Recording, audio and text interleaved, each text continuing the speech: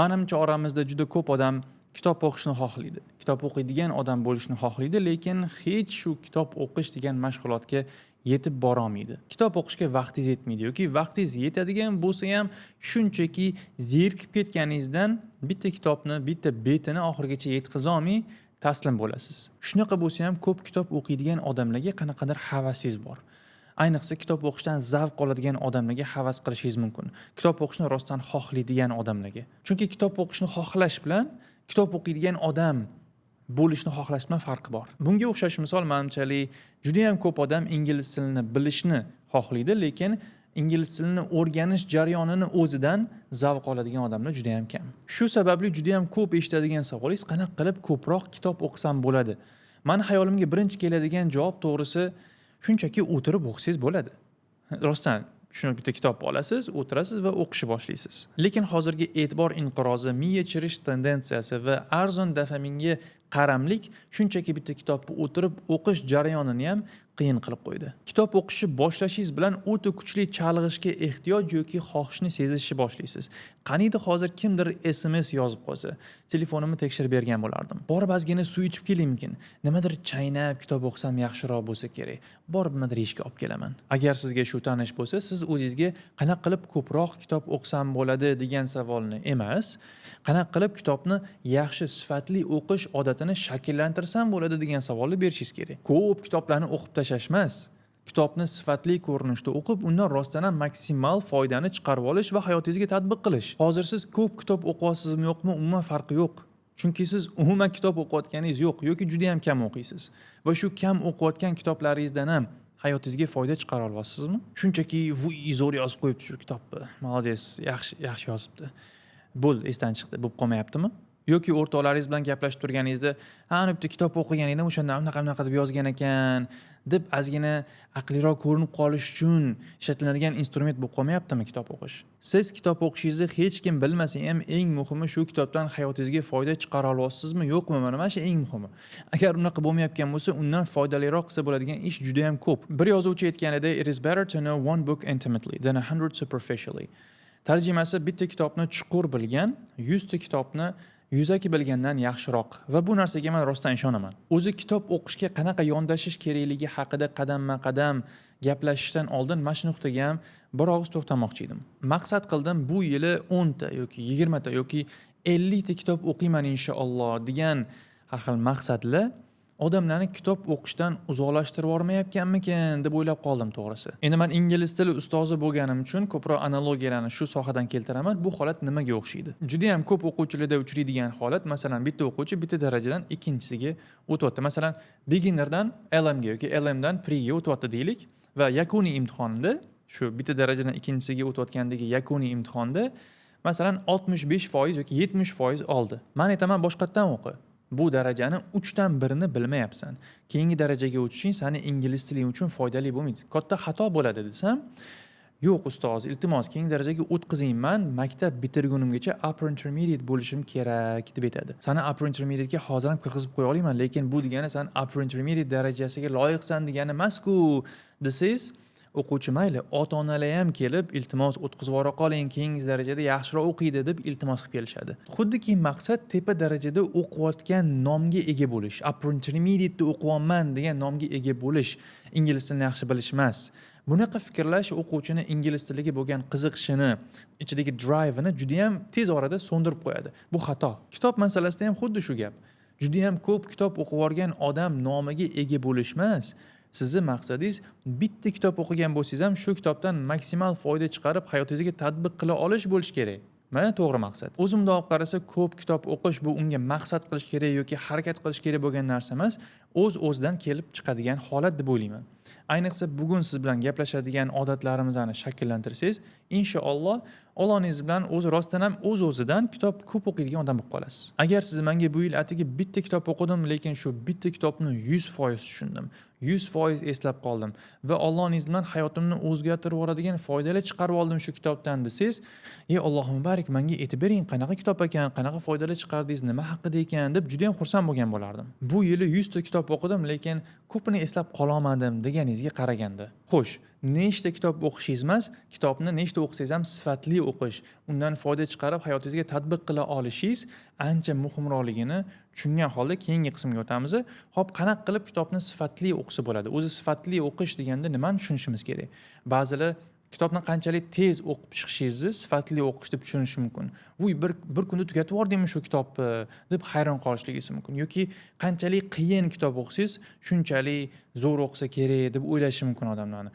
Voy, bu o'sha qiyin kitobni o'qib yuribdi, bu zo'r o'qisa kerak kitoblarni deb ajablanishi mumkin.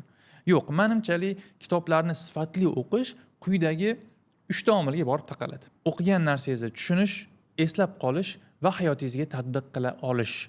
Bu kitob qanchalik qiyinligi yoki siz uni qanchalik tez o'qib bitirganingizdan qat'iy nazar. Xo'sh, kitob o'qiyotganingizda uni tushunib o'qishingiz uchun kitobning mavzusi yoki shu kitob ma'lum bir sohaga tegishli darajasi siznikidan o'ta baland bo'lmasligi kerak. Oddiy qilib aytganda, kitobning darajasi siznikidan ozgina baland bo'lsa, ozgina qiyinchilik sezsangiz yetadi, lekin kitobda nima haqida gap ketayotganini tushunmaydigan darajada qiyin bo'lsa kitob siz uchun, unda bu kitobdan hali unaqa katta foyda ola olmaysiz. Ayniqsa o'zbek tilida o'qimayotgan bo'lsangiz. Trenajyorni zalga chiqayotganda ham siz endi birinchi kun chiqayotgan bo'lsangiz yoki bir necha yillik pauzadan keyin endi zalga borayotgan bo'lsangiz, birinchi kunning o'zidayoq og'ir toshlarni ko'tarib yuborish bu katta xato bo'ladi. Xuddi shu gap kitobning qiyinchilik darajasiga ham tegishli deb o'ylayman. Sekin-sekin ko'targan to'g'ri bo'ladi. Masalan, Make Time kitobi John Zeratsky bilan Jake Knapp yozgan, Ryan Holiday'ni Ego is the Enemy yoki Obstacle is the Way yoki Cal Newportni mashhur Deep Work yoki So Good They Can Ignore You kitoblaridan yoki ayniqsa Matthew Walkerni Why We Sleep kitobidan ancha oson, o'qishga oson yozilgan. Menimcha harakat ham qorish shart emas deb tushunish uchun ichida juda ko'p amaliy maslahatlar bor, rasmlar bilan tushuntirgan joylari ham ko'p даже. Sizga yetkazmoqchi bo'layotgan tushunchasi ham juda ham oddiy, tushunish qiyin emas, yozish manierasi ham jaydari qanaqadir yozuvchini o'qib o'rgandek his qilmaganman o'zim, to'g'risini aytsam. Ya'ni oson juda. Bu kitoblar qiyinmi? Yo'q. O'zi bu kitoblarni vallohu alam hech qaysi qiyin emas o'qishga. Endi bir ikkitasi ilmiyroq bo'lgani uchun boya aytganimdek, misol uchun Matthew Walkerning Why We Sleep kitoblarida juda ko'p ilmiy terminlar, faktlar keltiradi, izlanishlarni keltiradi. Lekin umuman olib bular hammasi juda oson, chunki bular badiiy adabiyotlar emas. Men badiiy adabiyotni to'g'risi aytsam, o'qib olmayman, lekin siz badiiy adabiyot o'qiyotganingizda kitobga boshqacha qaraysiz. Badiiy adabiyotda siz ko'proq bu obraz nima xohlayapti o'zi, maqsadlari nima yoki yozuvchi bu personaj orqali real hayotga nisbat bergan simvolikasi qanaqa, mana shunaqa narsalarga ko'proq e'tibor berasiz. Yoki she'riyat o'qiyotgan bo'lsangiz, har bitta so'zni tegidayotgan chuqur ma'nolarga e'tibor berishingiz kerak bo'ladi. Yoki tarixiy hodisalar haqida kitob o'qiyotgan bo'lsangiz, faktlar, hodisalar xronologiyasi, qaysi amal, qaysi oqibatga olib kelganini ko'proq ko'rib chiqasiz, shu narsalarga e'tibor berasiz. Qur'on o'qiyotganingizda tafsirni o'qiysiz albatta. Bu oyat qachon tushgan, sababi nuzul, ya'ni shu oyatning tushishiga sabab nima bo'lgan, bu oyatlar bilan bog'liq hadislar bormi, olimlar nima degan, qanaqa tafsir qilishgan va hokazo. Mana shunaqa yondashasiz. Har xil literaturaga har xil yondashasiz. Va bulari menimchalik vallohu alam o'qish uchun va hazm qilish uchun, tushunish uchun eng osonlari bo'lsa kerak deb o'ylayman vallohu alam. Aytmoqchi bo'lganim, kitob o'qish odatingizni siz sekin-sekin, qadamma-qadam ko'targaningiz yaxshiroq, to'g'riroq bo'ladi. Siz o'zingiz yaxshiroq bilasiz, sizni sabr toqatingiz qanaqa, e'tibor doirangiz, arzon dofaminga qanchalik o'tirib qolgansiz. Bu narsalarni o'zingiz haqingizda eng yaxshi biladigan odam hozir siz. Shuning uchun shundan kelib chiqib, o'zingizga baho bering va shundan kelib chiqib, sekin-sekin qiyinlashtiring kitoblarning darajasini. Va ko'tarish deganda ham kitobning qiyinlik darajasi, ham siz kitobga ajratadigan vaqtingizni ma'noda tutyapman. Agar siz endi kitob o'qish odatini shakllantirayotgan bo'lsangiz, kuniga o'tirib olib 4 soat o'qiyman deb boshlamasdan chuqur nafas oling va vaqtingizdan kelib chiqib yarim soat kuniga yoki kunora hatto. Shunchaki sizni kitobni davomiy har doim o'qishga xalaqit qilmaydigan vaqt darajasida o'qishingiz to'g'riroq bo'ladi.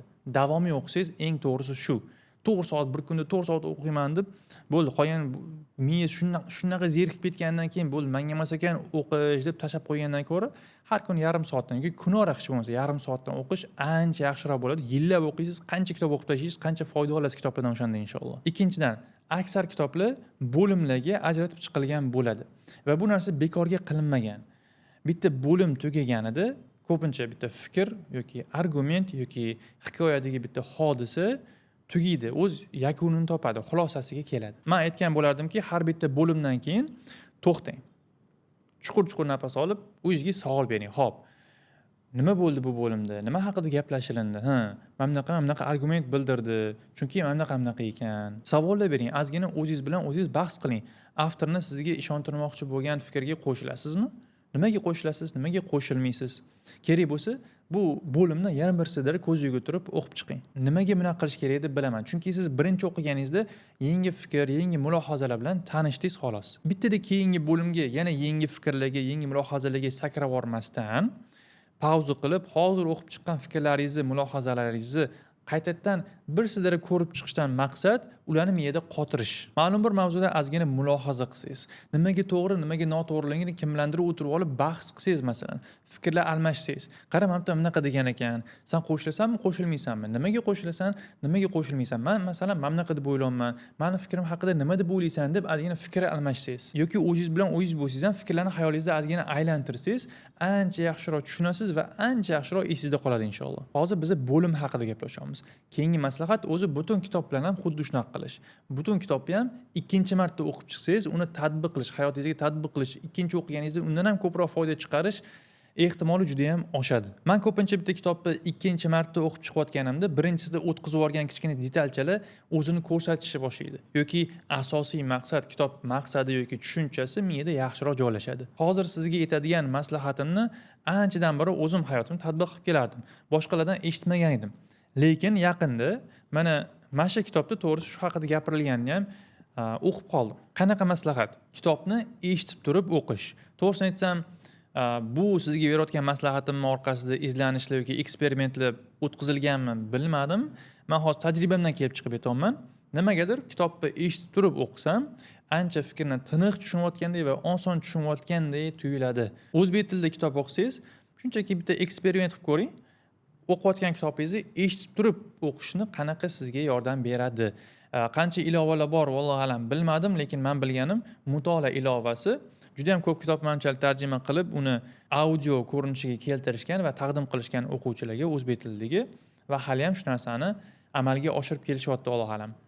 Yo'q, mutolaa ilovasi menga aloqaga chiqib reklama sotib olishmadi, afsuski. Aytmoqchi bo'lganim, bu ilovani tilga olishim uchun men pul olganim yo'q yoki qanaqadir kontrakt tuzilgani yo'q, men ularga yoki ular menga aloqaga chiqilgani yo'q, gaplashmadik. Lekin aytib bir narsa propaganda kitobini menchalik o'qishganmi yoki reklama qilishganmi, bir yozishgan edi adashmasam, Alloh alam. Lekin bu muhim emas. Shunchaki foydali ilova deb o'ylaganim uchun sizlarga maslahat beryapman. O'zim ishlatmayman to'g'risi. Chunki o'zbek tilida kitob eshitmayman, o'qib olmayman ham. Ko'proq menga ingliz tilida qulayroq bo'lgani uchun. Lekin agar o'zbek tilida ham o'qiyman yoki eshitaman deb qolsam, Alloh alam shu ilovaga murojaat qilsam kerak. Kitob o'qish odatini, sifatini oshirish va undan iloji boricha ko'proq foyda olishning yo'llari har xil bo'lsa, hozir sizga aytadiganim, men bilishimcha eng muhimi.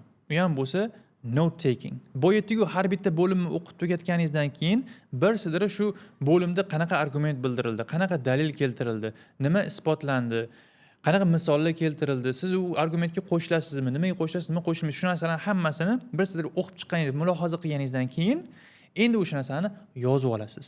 O'zingiz tushunadigan tilda, kitobdan nimadir ko'chirib olishingizdan katta foyda olasiz deb o'ylamayman.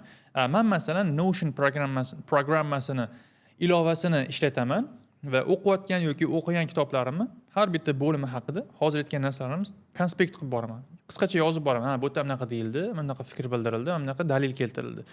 Men bunga qo'shilaman yoki qo'shilmayman, nimaga qo'shilaman, nimaga qo'shilmayman. Hammasini yozib, fikrlarimni, qanaqa fikr chiqqanimiz hammasini yozib boraman.